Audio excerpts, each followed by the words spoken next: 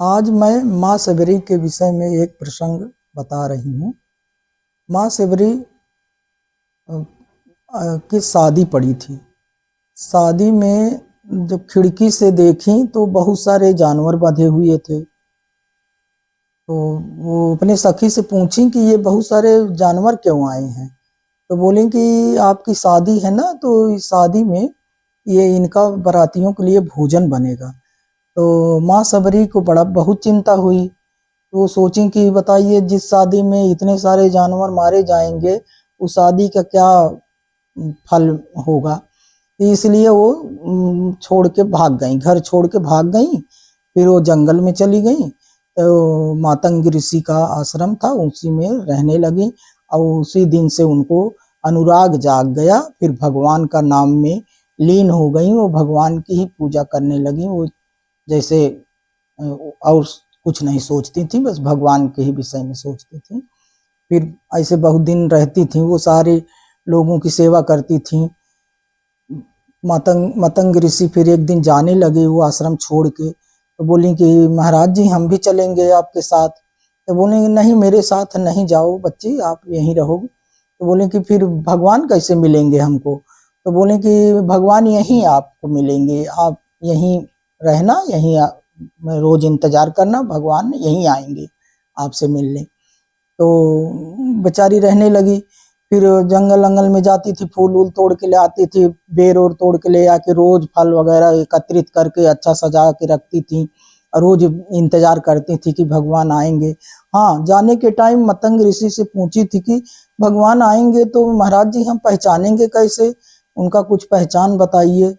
तो महाराज जी बोले कि वो भगवान बहुत लंबा माला पहने रहेंगे और मस्तक में तिलक लगाए रहेंगे, और उनके मतलब हाथ में धनुष बाण रहेगा, और खड़ाऊ पहने रहेंगे, और धीरे मधुरी चाल चलेंगे। वो बहुत मतलब बहुत आकर्षित सुंदर रहेंगे बहुत। ऐसे उनको समझा के अब वो वही छवि लेके वो बेचारी जंगल में रहती थी, आश्रम में रोज भगवान का बाट देखती रहती थी।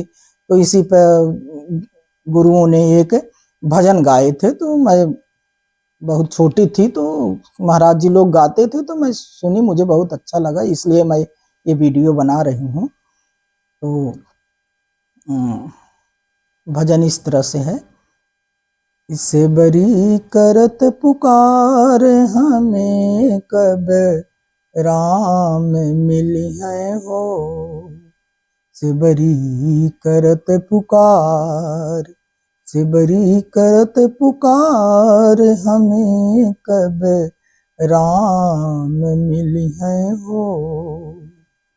हमें कब राम मिली है हो, हमें कब राम मिली है हो। माथे उनके चंदन सो है, माथे उनके चंदन सो है, गले बैजंती माल हमें कब राम मिली है हो। हमें कब राम मिली है हो। माथे उनके चंदन सो है, हो गया ना माथे वाला। गले बजंती माल, ये अब अभी रिकॉर्डिंग बिगड़ गया भाई। नहीं नहीं, अब गाइए ये सब। कांधे उनके जनेऊ सो है, कांधे उनके जनेऊ सो है, हाथ में धनु ही बाण हमें कब राम मिली है हो।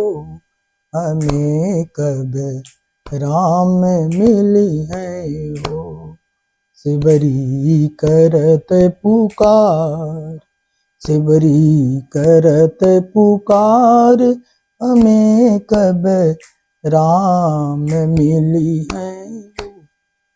पाव में उनके खड़ाऊं सो है, पाव में उनके खड़ाऊं सो है, चलते हैं मधुरी चाल, हमें कब राम मिली है हो, हमें कब राम मिली है हो, हमें कब प्रभु जी मिली है हो।